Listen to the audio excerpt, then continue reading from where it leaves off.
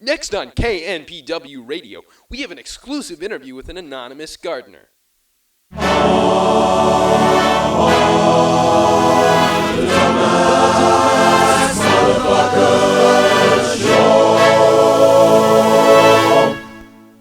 Hey everybody, welcome to the Dumbass Motherfucker Show. I'm your host, Jack Meoff. Tonight we have an anonymous gardener who is currently in the Witness Protection Program for Bleep. He's here to give us some hot takes on fashion, politics, and blood sacrifice. So, Mr. Gardener, how are things going on in the garden? To be honest, Dick, they could be better. So as you know, I'm in the Witness Protection Program. Me and a couple of my associates got jumped by the police a few weeks ago. And now I'm cooperating with the police. Well, you know, my boss Mario, he had in his possession about 60 kilos of Petunia Seeds. So he's really what they're after. And, you know, now some may call me a rat or a tattletale, which is frankly totally unfounded. The way I see it, I'm not a rat. I'm simply letting my group down for my own selfish personal gain. It's completely different. So, what sort of planning were you involved in? Mostly annuals, you know, petunias, marigolds, touch-me-nots, you know, you get the gist. We operated out of Mario's shed. He liked to keep things close to home, you know. Well, I guess that'll be a part of his downfall. So, Mr. Gardner, your business relies heavily on the public transportation system. What are your thoughts on the increase in bus fares? Frankly, it's fucking moronic. You can't get from point goddamn A to B without these fucking bureaucrats squeezing every last penny from you. And what was the increase amount? 2 cents! 2 cents. I know it's fucking ridiculous, right? I had to burn down City Hall for this fucking bullshit. Goddamn lousy, no-good, dickless politicians. And you know, the thing about it is that it's all a conspiracy. Those white-collar fuckers north of town don't want to sit next to gardeners on their way to work. I say mind your own suburban fucking business, Mr. Johnson. Well, I can see you're very passionate about bus fares, Mr. Gardner. This is just like how we got busted. I shouldn't be telling you this, but I've had enough cheap wine to kill a donkey named Barry, if you know what I mean. But anyway, Rocco and I were down in the Shore District, you know, selling some begonias to an old lady, when we got a call from Mario saying there was trouble up at the shed. We got down there and the cops had everything short of a tank and a Death Star. They were claiming we had a big supply of lavender somewhere in the house. So, did you? Of course we fucking didn't. They're perennials. Only real dickheads smuggle perennials. It's completely unprofessional. So, what are you saying? The evidence was fucking planted. Well, unfortunately, the interview has seemed to have been cut short. Anyway, how about that, Jim? To think that there are really garden lords operating under everyone's noses here in LA is unbelievable to me. Just fascinating. Yeah, I guess. You know, I was out driving around the other day, just cruising, and I saw a couple of hippies smoking outside a 7-Eleven. Where is this going? And, you know me, normally I'm not a very confrontational guy, but I said, hey, these vagrants shouldn't be panhandling like that. So I hopped out of my Miata, and I started walking up to them, but they jumped in their van before I could give them a piece of my mind. So, well, I decided to forget it and walk back to my car. And I took a look at it, and I thought, I could use a car wash. So I got into the line, and of course everyone needs premium soap, and I stood there for about 15 minutes, and I decided it can wait another week. Well, now I'm back on the road. Oh, get on with it! Jeez. I guess to make a long story short, after about 12 hours of doing speed, with lots of women named Tammy at Kyle's house, I finally decided, hey, my wife's probably not going to be very happy about this. So, anyways, as always, thanks to Jack Meoff for the exclusive interview with an anonymous gardener. This is KNPW Radio, bringing you the hottest hits of the 30s.